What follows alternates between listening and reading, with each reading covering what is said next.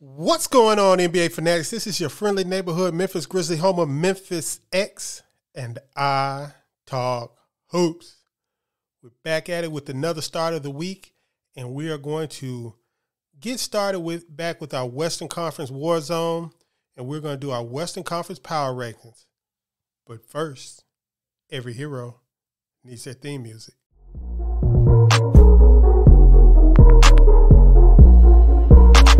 Piano. Grizz gang, go hard. Baddest in the game, we be on one. I talk hoops, so secure. All up on the court, but we gon' score. Memphis bringing heat, straight from Tennessee. Demarest back in, let's go. So the NBA market kind of dried up since I've done my last power rankings, which was right after, the first few free agent signings. And the Kevin Durant trade request kind of dried up the trade market. So there hasn't really been much movement until recently. So now we're going to get back to it with the Western Conference Power Rankings. So the two biggest news items from the last, month or so, as far as the Western Conference is concerned, is Jalen Brunson signing with the Knicks and Donovan Mitchell being traded to the Cleveland Cavaliers. Now, this is going to have an effect on our power rankings, as I will put up, the last power rankings that I put up to remind you. And you just notice that the green is somebody who moved up in those power rankings and the red is somebody who moved down. And we're going to use the same color coordination for this week's power rankings going off of this past one. So, the Donovan Mitchell trade was kind of suspected after Rudy Gobert was traded. Everybody thought he was going to the Knicks. He went to the Cavs, and for my opinion, like I said, is a less than ideal package. But if the Jazz are happy, I'm happy. Colin Sexton might turn out to be real good because I really like Colin Sexton, and that might make up for the kind of mid picks that they got in return. But this should squarely make Utah the fourth team in the West that will be squarely in the Wembanyama chase from the start of the season. Now, there might be a team or two that joins that chase as the season goes on and there are injuries or whatnot. But other than that, it's going to be the Utah Jazz, San Antonio Spurs, Houston Rockets, and Oklahoma City Thunder are going to be squarely in that chase from the beginning of the season. Now, regarding other teams, the Donovan Mitchell trade kind of affected the Lakers as they weren't able to do anything as far as trading Russell Westbrook. And other than that, everything else in the West has been pretty stable. So, let's get to these rankings. At number 15, you have the Oklahoma City Thunder. And the reason why they have dropped to 15 is obviously because of the Chet Holmgren injury. He's going to be out for the season. And the Thunder were already thin with bigs already. So this leaves them with next to nothing as far as interior goes. And I expect them to be very good on the perimeter, but terrible on the inside. And in the NBA, that is a recipe for disaster. So at number 15, we got the Oklahoma City Thunder. At number 14, we got the Houston Rockets, which basically flip-flop with the Thunder. But none of these teams are going to be far from each other, believe me, as the season closes down. The Rockets are a very young team still, still a lot of youth. And, they got some things. I think they got a couple player that's made a trade request.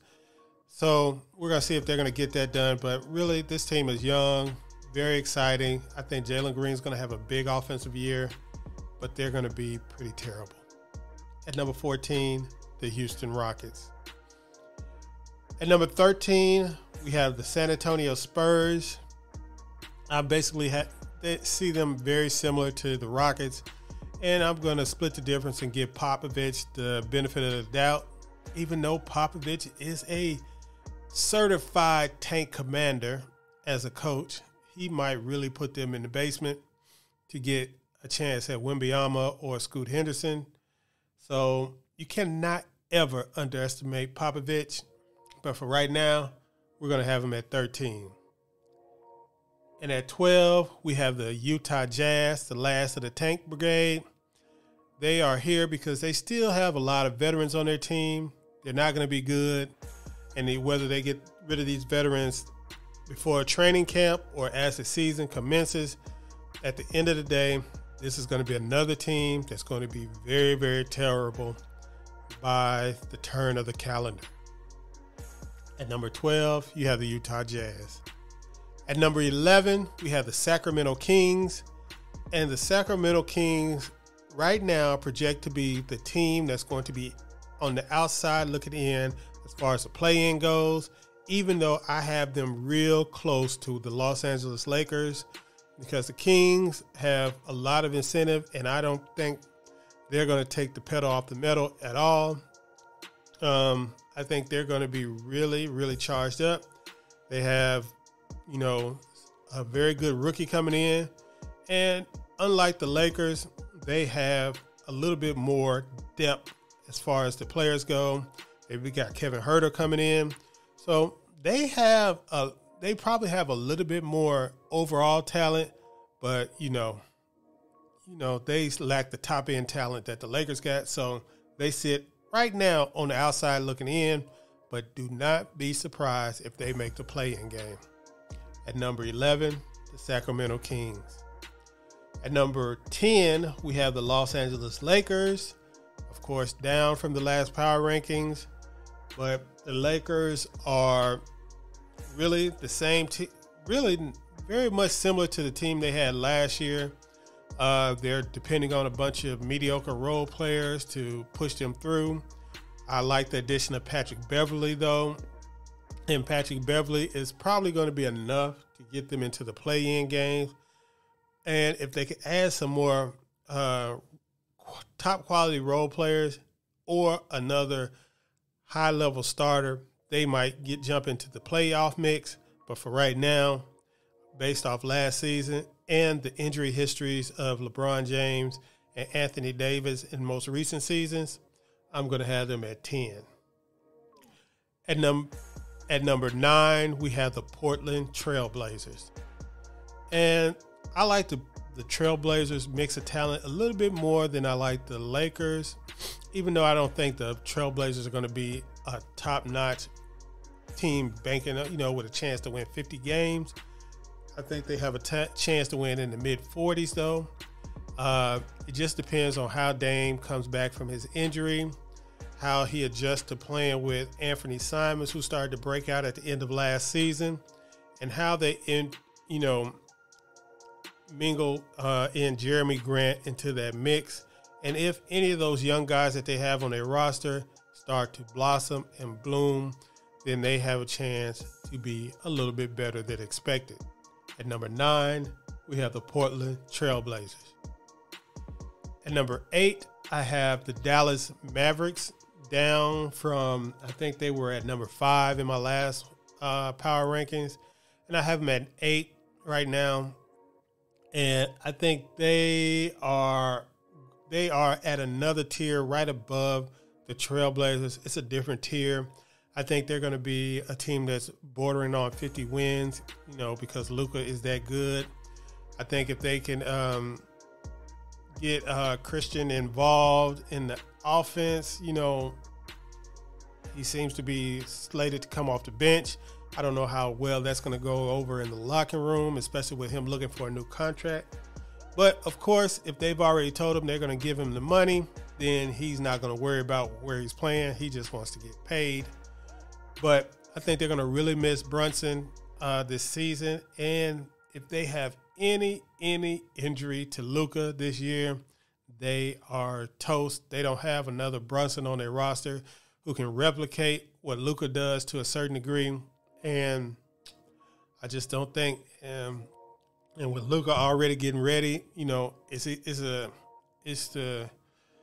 tale of two cities, or, you know, it's the best of times, it's the worst of times. The best of times is Luka's going to come into the season in shape, and he's probably going to come into the season killing folks like he does to end most seasons. But the worst of times is Luka's already been playing a month, and he's going to have a heavy offensive load this regular season, and he might get worn down, and injuries might creep in. Number 8, Dallas Mavericks. At number 7, I have the New Orleans Pelicans, the last of the play-in team. I think New Orleans is going to be right up there. I think they have a chance to be a team that can jump into the playoff race because they have just so much top-end talent with C.J. McCullough, Brandon Ingram, Zion Williamson. They have Jonas Valanciunas, and the reason why they're here is because, you know, Jonas Valanciunas just walked off with a limp in the Eurobasket. So, you know, training camp is 3 weeks away, maybe. So if he's hurt going into training camp, that's going to set them back because he's not their only big man, but he's their most dependable big man. And I really like Jonas from his Grizzly days. But, you know, they really need him to be in there. They don't want to be starting Jackson Hayes at center or playing small exclusively this season. So they are at 7, right outside the playoffs, the New Orleans Pelicans. At number 6, I have the Memphis Grizzlies, and people might be shocked, but, you know, this is mainly because of Jaren Jackson's injury and his unknown return date. If Jaren Jackson and the Grizzlies were healthy going into the season, I would probably have them at number 1 in the power rankings. And that's only for the reason because I don't think Golden State's going to do a lot of putting the vets to the test this regular season. I think they're going to really try to integrate their young players, you know, but we'll get to that with the Warriors section. But the Grizzlies, they also have a lot of young players that they need to integrate. And with Jaren Jackson out, they kind of have a little hole at power forward, and it's a little bit of an unknown. So at 6, I have the Memphis Grizzlies. At number 5, I have the Denver Nuggets. This is another team, and all these teams that I'm naming after, probably from the Pelicans on, have a chance to get hot or come together and be the best team in the West. And all of these teams have a chance to have something happen and be in the play-in game. That's how the war zone is going to be this year. So at 5, we have the Denver Nuggets. They did get a little bit, I think they got a little bit better depth. I like KCP a lot on this team. The Denver Nuggets, of course, got Joker. And, you know, the question is still, what are Michael Porter Jr. and Jamal Murray going to look like coming off injury? How will they look like coming into the season? And, you know, will they stay healthy? Especially more so Michael Porter Jr. than Jamal Murray because his injury is something that a lot of players come back from healthy. But Michael Porter Jr. with multiple back surgeries, we want to see if he can make it through the season. But at number 5, we got the Denver Nuggets. At number 4, we have the Phoenix Suns, the first of the home court advantage teams. And this is more of a nod to the respect. The top 4 are still in the same order from the last one. But this is a nod in respect to their regular season last year. And even though I have an inkling of a feeling that Chris Paul is going to slow down this year, they might end up in the play-in game. Right now, I am not going to assume that until I see Chris Paul. So right now, they were the best team in the league last year by a good margin of games. And I don't think they're going to fall off that far, even though I think we still have to monitor that Ayton situation as far as the locker room goes. At number 4, the Phoenix Suns. At number 3, the Minnesota Timberwolves. Now, like I said, I have the Timberwolves at number 3 because of the talent on the team, but mainly because of the Rudy Gobert effect. Rudy Gobert is just a regular season win getter. He is going to give them a base of success that's going to make them win a lot of games in the regular season. And I really think the Towns-Gobert pairing is going to work a lot better than people think going into the season. And like I said, I like the size of this team. What are they? 6'5", 6'6", 6'9", 6'11", 7'2". Team is huge. Team is athletic. Team is long, and the team is offensively talented outside of really Gobert, who is a defensive monster. So until I see something different, I'm going to have the Minnesota Timberwolves at number 3. At number 2, I have the Los Angeles Clippers, and this is where I'm making my big assumption on health for Kawhi and Paul George. But also, they have enough high-level depth on their team, even though the depth isn't a bunch of starter-level guys. I think these guys are better, like a bunch of guys that are 6 or 7 man on another team, a better team. But like maybe 5, 6, 7 men on another team. But these guys in the regular season are going to really give teams problem. They have a lot of size, and by size, I don't mean height. I mean they have a lot of 6'5" to 6'9" guys. They're going to be able to throw at teams, switching, doing everything, and they have a lot of guys that can score, put the ball in the hoop, and a lot of guys that can defend. The only problem with the Clippers I see is rim protection, and I don't think that's going to really rear its ugly head in the regular season, but you never know. So just like I said, any of these teams can fall into the play-in game, except maybe the team that I have at number 1. At number 1, I have the Golden State Warriors, and I don't think there's any scenario except severe injury that could have them fall into the play-in game. Veterans are just too good. The young guys they have are too talented. They got some depth. They have good coaching. They're the defending champs, and they're the NBA's dynasty of today. So they are number 1 with a bullet, and somebody's going to have to knock them off as far as playing a lot better than the Warriors in the regular season before I take them down out of the number 1 position. So for right now, they are number 1 with a bullet, and that is the Western Conference rankings. As you can see by the full rankings, it was some movement in there, not much movement. Still a lot to be settled with the Utah Jazz having so many veterans available. But let me know what you think about these rankings. Who do you think I have too high? Who do you think I have too low? Who do you think is capable of making a move before the season starts to up their ranking? And who do you think another team, maybe like the Kings, is going to wisely jump into the Wembanyama sweepstakes? I don't know. Like, comment, subscribe, and let me know what you think about this video. I will see you on the next one. Peace.